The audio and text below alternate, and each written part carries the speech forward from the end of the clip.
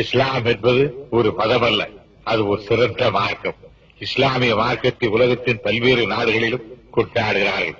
இஸ்லாத்தின் மார்க்கம் சிறந்ததொரு மார்க்கமாக இருப்பதால் உலகில் உள்ள பெரும் குணவான்கள் இஸ்லாத்தை ஒரு மதமாக கொள்ளாமல் ஒரு மார்க்கமாகவே கருதுகின்றனர். இஸ்லாமிய மார்க்கம் ஏன் சிறந்ததென போற்றப்படுகிறது என்றால், மனிதனுக்கு என்னென்ன ஐயப்பாடுகள் தோன்றுகின்றனவோ அவற்றையெல்லாம் நீக்கக்கூடிய வகையில் அதிக நல்ல கொள்கைகள் அதில் இருக்கின்றன. நபிகள் நாயகத்தின் போதனைகளில் ஒன்று ஆண்டவனுக்கு இணை வைத்தல் ஆகாதென்பதாகும். இந்த போதனையை நான் சற்று கொஞ்சம் நெக்குறுக எண்ணி பார்த்து மகிழ்ந்திருக்கிறேன். ஏன் நான் இந்த போதனையை சிறப்பாக கூறுகிறேன் என்றால், இப்போதனை மனிதனை சிந்திக்க தூண்டுகிறது.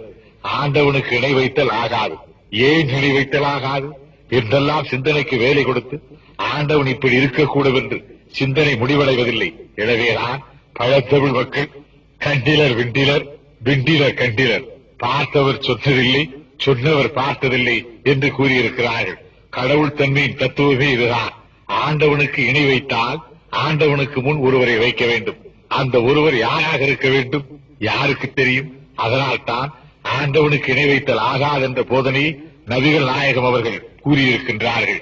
மற்ற மார்க்கத்தில் இணை வைத்து கூறிய காரணத்தால் தான் எங்களை போன்றவர்களுக்கு ஏராளமான ஆச்சரியங்கள் தோன்றின. இஸ்லாத்தில் எனக்கு மற்றும் ஒன்று பிடித்திருக்கிறது. அது மனிதனை மனிதனாக ஆக்குவது, மனிதனை முழு மனிதனாக ஆக்குகிறது. இஸ்லாத்தில் இன்னொரு சிறப்பு, இஸ்லாத்தில் யார் சேர்ந்தாலும் ஜாதியை மறைத்து விடுகிறது. முதுகுளத்தூர் ஒருவர் தலையை ஒருவர் சீவிக்கொள்ளும் தேவர் தாழ்த்தப்பட்ட மக்களானாலும் சரி மற்றும் எவரானாலும் சரி, எவர் இஸ்லாத்தில் சேர்ந்தாலும் சரி ஜாதியை நீக்கி விடுகிறது இஸ்லாத்தின் கொள்கை. இதனால் அது என்னை மிகவும் ஈர்க்கக்கூடிய கொள்கையாக இருக்கிறது. இதையெல்லாம் அறிந்துதான் எதையும் துருவி துருவி ஆராயும் பண்பு படைத்த அறிஞர் பெருநாள் அவர்கள் உலகில் கடைசி வரை நிலைத்திருக்கக்கூடிய மார்க்கம் இஸ்லாம் மார்க்கம் ஒன்றுதான் என்று எழுதியிருக்கிறார். நபிகள் போதித்த இஸ்லாம் மார்க்கம் வைரம் போன்றது. இஸ்லாம் மார்க்கம் என்ற வைரம் யாருக்கும் எந்த இடத்திலே எப்படி பயன்படுகிறது என்பதிலேதான் மாண்பு உணரப்படும்.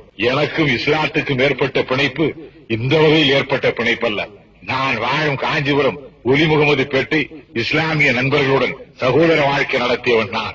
இஸ்லாத்தை பற்றியும் அதன் இன்னிலக்கியமான இறைமறை திரு குர்ஆனை பற்றியும் நான் அறிந்து கொள்ளும் வாய்ப்பு என் இளமை காலத்தில் பென்சமர் புரிந்து சாதிக்க முடியாத சாதனைகளை கூட நபிகள் பிரானின் இன்சொல்லும் புன்முறுவலும் தனக்கே உரிய தனித்த ஆயுதமான பொறுமையினாலும் வெற்றி கொண்டிருக்கிற சக்தி அண்ணலின்பால் எனக்கு அளப்பரிய பக்தியை உண்டாக்கியது.